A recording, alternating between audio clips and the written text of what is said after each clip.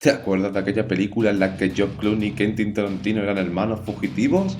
¿Y de aquella vez en la que se fueron a un bar en mitad del desierto de México? ¿No? Pues entonces bienvenido porque vamos a hablar de la película de Abierto hasta el amanecer. La historia comienza con un ranger que se para en un establecimiento en mitad de la carretera. Ahí se pone a hablar con diálogos tipo Tarantino con el encargado. Después de mucho bla bla, el ranger le dice al encargado de que está por la zona para poder coger a dos hermanos que acaban de atracar un banco, en el cual han habido varias víctimas mortales, y que sabe perfectamente que tienen que pasar por esta zona para poder llegar a México, donde la ley ya no podrá atraparles. El ranger tiene que ir a vaciar la vejiga, y en un giro de los acontecimientos vemos que los hermanos ya estaban en el establecimiento. Estos dos personajes se llaman Seth y Richard Keko, los cuales han cogido a dos chicas y al encargado como rehenes temporales, y para colmo de males, Richard empieza a decirle a Seth que el encargado le está haciendo señales al Ranger, lo cual él niega rotundamente. El Ranger tira de la cadena y esto significa que tienen que volver al fondo lo antes posible, no sin antes decirle al encargado de que como vuelva a hacer alguna tontería, esto va a acabar muy mal. Cuando el poli sale del baño y está a punto de irse, Richard le despide con cortesía. Richard se carga al Ranger alegando que el encargado le ha vuelto a hacer señales. El encargado obviamente se defiende diciendo que eso no es verdad, y que Richard es un mentiroso, un hijo de mala madre. Richard soluciona el problema al modo norcoreano. Con todo este desastre los hermanos se disponen a abandonar el establecimiento, pero el encargado todavía no está muerto y aún no ha dicho su última palabra. Este saca un revólver y empieza un tiroteo contra los hermanos. El tipo logra herir a Richard en la mano, pero os puedo asegurar de que el encargado acabó muchísimo peor. Y todo este desastre se debe a que habían entrado en el establecimiento única y exclusivamente a por un mapa de la zona. ¿Pero qué me estás container? Los hermanos cogen y se paran en un motel de carretera. Y aquí es donde se nos revela que tienen a una de las cajeras del banco como rehén. En la habitación del motel empiezan a descansar, a idear cómo lo van a hacer, que tienen que llegar a México, tienen que llegar con su contacto.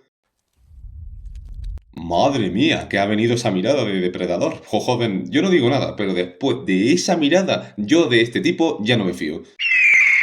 Seth se prepara para salir a coger comida y a vigilar un poco la zona para ver cómo está el panorama. Le dice a Richard que vigila al rehén. Oh, por Dios, qué mal va a salir esto. Seth vuelve con comida y con un poco de información. Y cuando llega, se encuentra el panorama de que su hermano ha violado y matado a la rehén. También te digo una cosa. Si sabes que tu hermano no está muy bien, ¿por qué leches le dejas con una rehén solo? Este es tonto. Señoras y señores, este tío es imbécil. En el mismo motel nos encontramos a estos otros tres personajes. Una familia compuesta por Jacob y sus hijos Kay y Scott. Parece que viajan por carretera en autocaravana porque Jacob, que era un pastor evangelista o algo así, acaba de perder a su mujer y tiene ahora una crisis de fe. Gracias a la crisis de fe tienen un encontronazo con nuestro querido Seth, el cual pues los ve con interés, justo después de haber perdido una rehén. Seguro que no pasa nada. Pero evidentemente pasa, porque los hermanos les hacen una visita y los convierten gratuitamente en sus nuevos rehenes. Seth le dice a Jacob que todo irá bien mientras cooperen. Tenemos unas cuantas escenas en las cuales Seth y Jacob empiezan a establecer conversaciones, a explicarle lo de la mujer, lo de que cuál es la situación. También tenemos unas escenas súper sutiles de Tarantino con su fetiche de pies. ¡Ew! Después de toda esa secuencia llegan a la frontera. Seth le dice a Jacob que actúen con normalidad, y si todo sale bien, ellos seguirán con vida. Richard y Seth se van a esconder en el baño con Kate como seguro por si acaso las cosas se tuercen. Aquí tenemos una escena de doble tensión. Primero porque Scott le dice a Jacob que lo mejor que pueden hacer es delatarles a la policía antes de que les maten. Señoras y señores, este tío es imbécil. Jacob le dice que eso es una muy mala idea ya que tienen a Kate como rehén y eso no podría salir bien. Y la segunda es Richard que empieza a cuestionar que el plan vaya a salir correctamente como lo habían planeado. Y también empieza a añadir cosas como que Seth es un mal líder, que sus planes son una mierda, que le metieron en el trullo y que tal y tal y tal. Seth arregla toda esta tensión de una forma pacífica y democrática. Obviamente todo este ruido alerta a la policía que ya estaba haciendo el chequeo en la autocaravana. Cuando entran no encuentran absolutamente nada, solo pues una mujer haciendo sus necesidades. Logran pasar la frontera sin ningún tipo de problema. Esto deja eufórico a Seth. Le dice a Jacob que lo único que tiene que hacer ahora es seguir sus instrucciones y llevarles a un garito que se llama literalmente la teta enroscada. ¿Qué? Que ahí pasarán la noche hasta el amanecer, donde se reunirá con Carlos, que es su contacto en México, el cual le llevará a un sitio donde estarán a salvo. Cuando llegan al garito que está en mitad del desierto, Seth les dice a los demás que tienen que permanecer en calma, pasárselo bien, sin llamar mucho la atención, cosa graciosa porque Seth lo primero que hace nada más salir de la autocaravana es pegarle una paliza a uno de los empleados. Ya aquí lo lamento mucho, pero vamos a tener que poner imágenes congeladas, porque en esta escena hay mucha violencia y... Ah, sí, hay mucha... Se acercan a la barra, la cual está servida por... Machete. El tipo les dice que aquí no son bienvenidos, porque es un bar privado, aquí solo pueden entrar cierto tipo de personas, que son motoristas y camioneros, y que ellos aquí no pintan nada.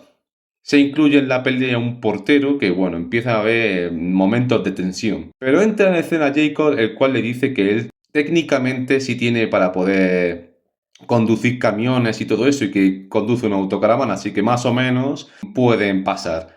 Esto Machete lo deja pasar y dice, venga, ya está, podéis entrar y serviros. Tenemos ahí un momento de relax, están ahí hablando, viendo las... Evidentemente Jacob le llama la atención a Seth diciéndole que lo mejor que puede hacer es relajarse, que ya lo ha conseguido, que es un triunfador, un ganador y que se deje de gilipolleces. O sea, aquí el Jacob empieza a poner un poco lo que serían los cojones encima de la mesa para decir, mira amigo, tú eres un gran villano, un gran atracador y todo lo que tú quieras, pero no la fastidies aquí. Ese es un verdadero hombre. Entonces se apagan las luces del establo y comienzan lo que sería una especie de show así como especial. Aquí se nos presenta a Satánico Pandemonium, interpretado por Salma Hayek, que está en su prime más prime. Tenemos un montón de escenas de bailoteo sensual, un montón de miradas seductoras. Otra maldita secuencia de fetiches de pie de Tarantino y acaba el espectáculo. Todo parecía que iba bien hasta que todo empieza a ir muy mal, por supuesto, porque el tipo de fuera que le habían pegado una paliza entra con el portero y el... Machete. Acusa a Seth y a Richard de ser unos cabrones y que tienen que pirarse de ahí inmediatamente. Esto a ellos dos obviamente no les gusta. Empieza una pelea en la cual hieren a Richard otra vez en la mano herida, pero peor acaban ellos. Al portero le pegan tiros hasta matarlo, al barman le pegan puñaladas hasta matarlo y al otro, por gracioso, le hacen bailar hasta la muerte. Pero no todo acaba aquí, porque debido a que la mano de Richard está sangrando hasta la bin, la Satánico Pandemonium empieza a tener como una especie de ansia, como que se está corriendo encima. Pero no es así, porque la tipa de repente se transforma en una especie de reptiliana vampiro. ¿Qué? Sí, vampiros. ¿Qué? Bueno, lo que pasa es que la tipa se le pone encima a Richard y le pega un bocado que lo mata al instante. Pero si te creías que esto había acabado, pues resulta que aquí todos los que trabajan en el local son vampiros, incluyendo los otros 3 que se habían cargado, que resucitan en forma de Nosferatu.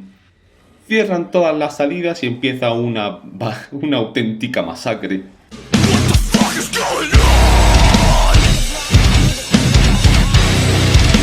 Me encanta aquí el colega que está huyendo por su vida, pero tiene la jarra de cerveza en la mano. O sea, es que vaya, a mí me podrán quitar la vida, pero la caña ni de coña. Durante la batalla podemos ver que Pandemonium no está muerta y que va a convertir a Seth en su esclavo. Algo a lo que él responde: No, gracias. Ya he estado casado. Después de la masacre podemos ver que los únicos que han sobrevivido han sido Seth, Jacob, Scott y Kay, a los cuales se les añade también a estos dos que estaban por ahí y han sobrevivido, los cuales se llaman Sex Machine, que se traduciría como máquina sexual. Juro por Dios que se llama así, no es algo que me haya inventado. Y el otro en ningún momento dice su nombre, pero nosotros le llamaremos el... Podemos ver que Seth aprovecha el momento de calma para poder ponerse sentimental con el cadáver de su hermano. Le dice que le ha fallado, que ha sido un mal hermano y que tenía que haberse esforzado bastante más. Esto emociona tanto a Richard que se levanta en forma de vampiro pocho. Es gracioso, es solo una curiosidad, pero me parece increíble que el Quentin Tarantino de ahora se parezca mucho a esta versión de vampiro. En fin, la cuestión es que consiguen inmovilizarlo y Seth le da el golpe de gracia. Pero como el personaje era un violador y un capullo, la verdad es que también nos la suda. Me la suda, me la trae al fresco, me la pela, me la reflanflinfla, me la bufa. Lo que no nos suda tanto es que el problema se va increciendo, debido a que ahora afuera hay un montón de vampiros convertidos en murciélagos. Y como parece que con esto no era suficiente, los clientes que habían muerto a manos de los vampiros empiezan a retornar en forma de vampiros pochos. Esto obliga a nuestros supervivientes a tener que librarse de los cadáveres antes de que se levanten, pero el Sex Machine en un momento dado se distrae un poco y uno de estos retornados le pega un bocado en el brazo. Pero el muy cabrón, en vez de decírselo a los demás, va y se las calla, a ver si con un poco de suerte no ocurre nada. En este momento de relax, los supervivientes empiezan a idear cómo matar a los vampiros, qué formas hay, cómo podemos enfrentarnos a ellos, cómo vamos a salir de aquí. Él aprovecha la situación para contarles una historia de cuando era joven y estaba en Vietnam, justamente lo que necesitábamos. Pero lo más interesante es ver al Sex Machine teniendo alguna que otra dificultad. Cuando el tipo acaba su historia de Vietnam, el Sex Machine le hace una visita por detrás. Empieza una pequeña pelea con el Sex Machine, el cual va pegándoles paliza a cada uno por separado, le pega un bocado también al Jacob en el brazo y lo lanza hacia detrás de la barra, ¿por qué no? Pero el traumita de Vietnam aún no ha dicho su última palabra. En un intento de ataque, el tipo lo coge y lo avienta. Eso es bueno. Pero lo avienta hacia una de las ventanas, haciendo que todos los murciélagos que estaban fuera ahora estén dentro. Eso es malo. Seth, Kay y Scott logran escapar hasta lo que parece ser una habitación o un almacén. Jacob, que todavía está escondido detrás de la barra, consigue un bate de béisbol y una escopeta que estaba por ahí, lo típico que te encuentras, vamos. Combinándolos consigue una especie de cruz improvisada, cosa que necesita porque no son pocos los que acaban de entrar. ¡Su puta madre! El tipo consigue llegar al almacén y reunirse con su familia. El problema es que les dice que le han mordido, por lo tanto no tiene mucho tiempo. Cuando sepan lo que hay dentro del almacén, ven que hay un montón de cajas. No me digas. Esto le lleva a la teoría de que el establecimiento este lleva aprovechándose de los camioneros, pues de vete tú a saber desde hace cuánto tiempo. Esto les lleva a saquear las cajas y a ver qué pueden utilizar como arma para poder enfrentarse a los vampiros feos pochos que hay ahí afuera. Algunos con armas más originales que otros. Cuando ya se sienten preparados, el Jacob les dice que tienen que prometerle una cosa, y es que cuando se transforme, tienen que matarle. Evidentemente Seth dice que sí, casi de inmediato. Ese es un verdadero hombre. Los hijos se la piensan, pero cuando amenaza a este con suicidarse, no les queda otra que decir que sí lo van a hacer. Salen al exterior y tenemos una batalla épica.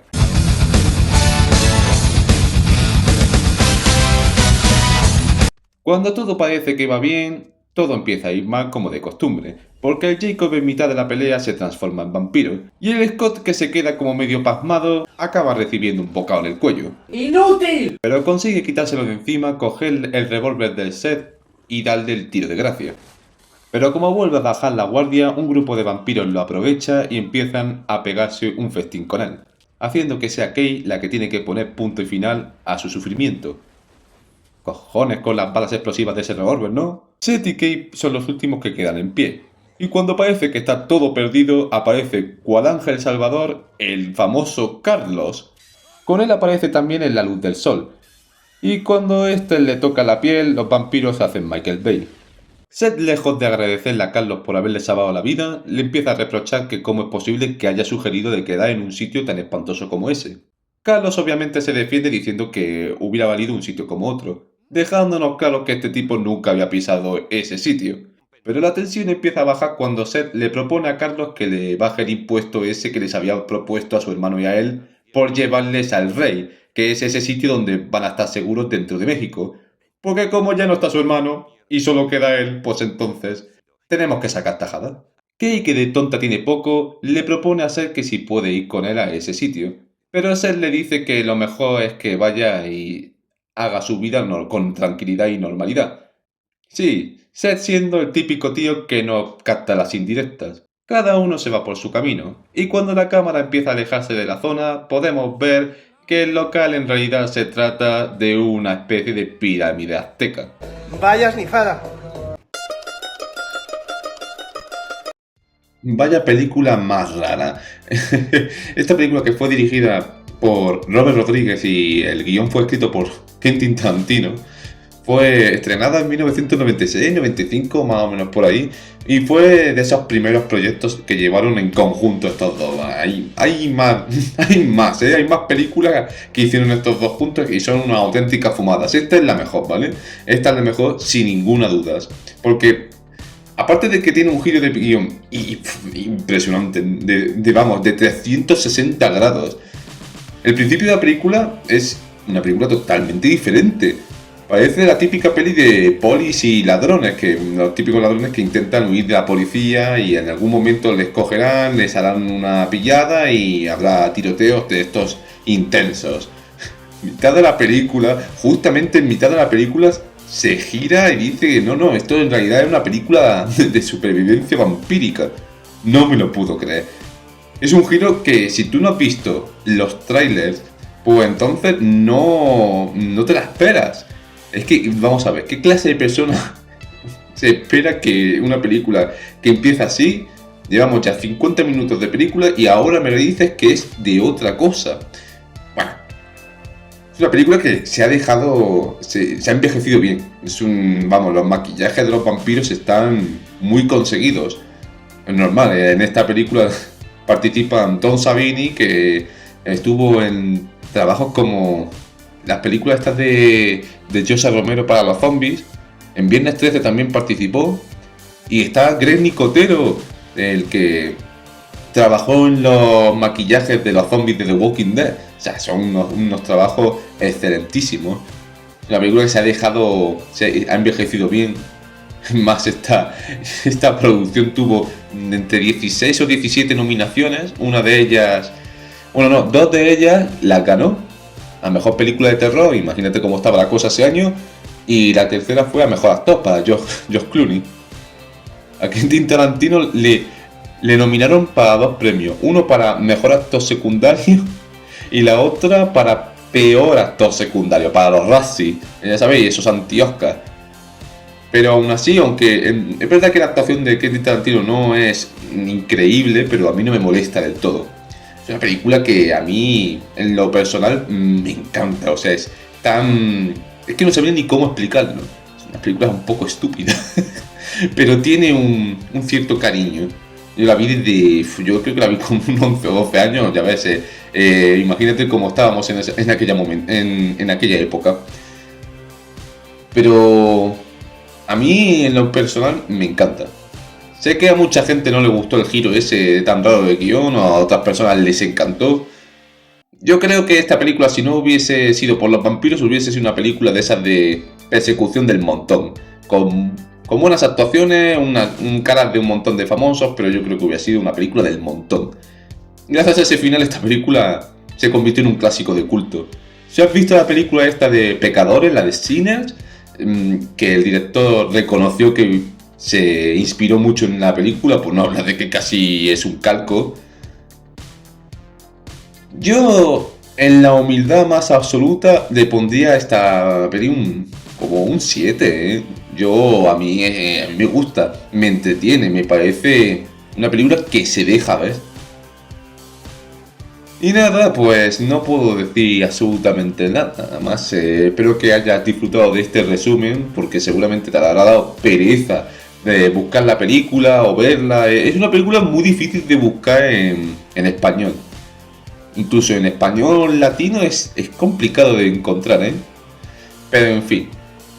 Dale like si te ha gustado, suscríbete si quieres más y ya nos veremos en la próxima.